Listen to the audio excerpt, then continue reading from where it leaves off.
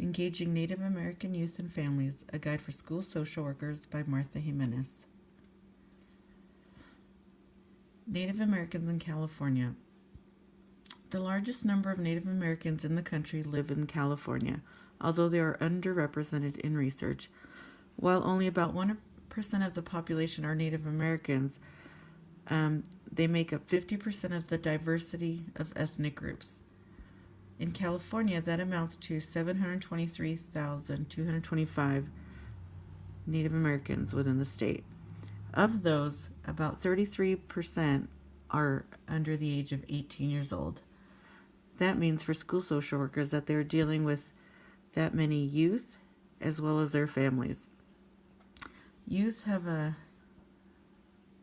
interesting dynamic because they're trying to make sense of both their tribal world and mainstream society and how the two fit together. It's important to recognize that the Native Americans within the state and within our school systems have undergone a great deal of trauma. Trauma is passed down from one generation to another. When working as a school social worker, we must acknowledge that part of the historical trauma has come from education. Therefore, it makes sense why Native American families may be reluctant to trust the current educational system as well as staff within this education system. So how do we as school social workers build bridges to regain the trust and to be able to help Native American youth and their families? First, let's look at some of that historical trauma. In the late 1800s, as part of the commitment of the Bureau of Indian Affairs to reform the Indian, boarding schools were created.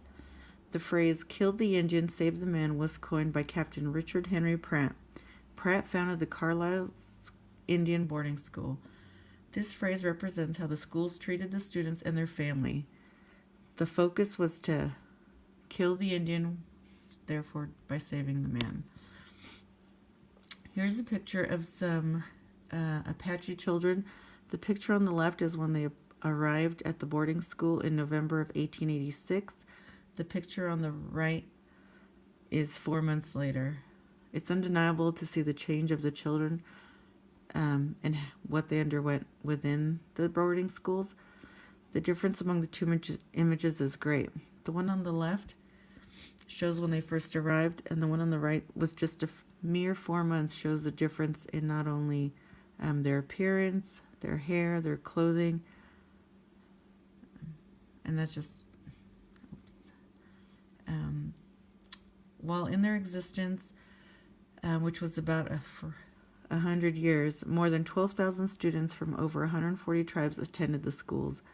Other schools also modeled themselves after the Carlisle School. Life in the schools. The main goal of the schools was to educate and transform the students. This was a huge transformation. When students arrived at the school, they were met with a rejection of their culture. They had to quickly adapt to a new culture and a way of living. The schools sought for a complete transformation of the child. Since they were not considered to be very intelligent, Native Americans were taught vocational and manual skills that they could perform to fit into a civilized society. Students were not allowed to visit family during vacations or to return home when family members were ill or died.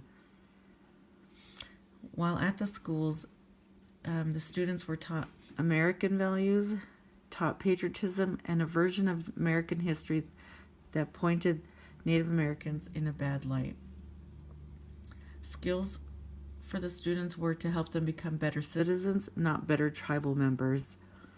Students were given new names, haircuts, dress as soon as they arrived. They were punished for violating these rules or for using their native tongue.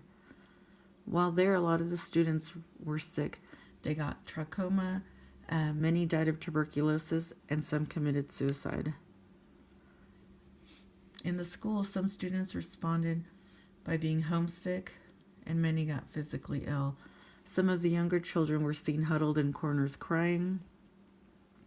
After leaving the school, many felt bitter, heartbroken, and confused. Some decided to not pass on their Indian ways to their own children, and many felt in limbo. They felt they could not return to their reservations and that they weren't accepted as equals by American society. So what do we do now? How do we move on from resentment and distrust? Fast forwarding to today, we have to acknowledge the mistreatment of the past, and as social workers work to build bridges. Although the U.S. Bureau of Indian Affairs issued an official apology in September 2000, resentment and mistrust of the U.S. government still runs deep among Native people. Yeager. I believe that as social workers, the best thing we can do is to honor Native Americans. What if the educational system worked to honor Native American cultures? What if we did this by creating cultural competence, if that was made a priority? If we care about families and children, we have an ethical imperative to make culture and cultural competence central to everything we do. We can honor Native Americans by acknowledging differences and being aware of the historical trauma. Cultural competence is to be valued, and social workers should seek to understand the dynamics of difference. It's not just a goal, but an ethic that as social workers we must uphold. I've included the National Association of Social Workers Code of Ethics 1.05, Cultural Competence and Social Diversity.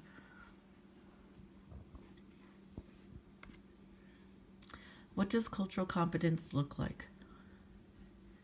It's important that social workers prepare before engaging with Native Americans. Social workers can read and research what others are doing to understand and work with other Native Americans. They can look to see what's working, what's not working. It's important to know and understand the local tribes and to understand the diversity among and within Native American tribes. There are over 566 federally recognized tribes. Among those, there's a diversity of language, history, culture, customs, values, beliefs, spirituality, current realities. It's important to realize that there's a strength within this diversity and that it can be embraced. Another thing to realize is that only 22% of natives live on a reservation. Acknowledging the difference of where people live is important as well. Embracing this diversity is a way to promote resiliency among Native youth. It's important to know the diversity to help understand it and appreciate it. Communication is an important tool. An important skill among Native American communities is to be able to listen and to have the ability to tolerate silence. It's also important to engage with both individuals and the community. A big part of it, a way to have cultural competency is to have social justice as a key focal point. Social justice is key in working with Native Americans because it includes an acknowledgement of the oppression they've suffered, a commitment to their sovereignty, to advocacy, to recognize our own class bias, and that we must value social justice. Decolonization involves recognizing, then shedding the mindset associated with colonial processes by which one culture subjugates another and defines it as inferior. Weaver.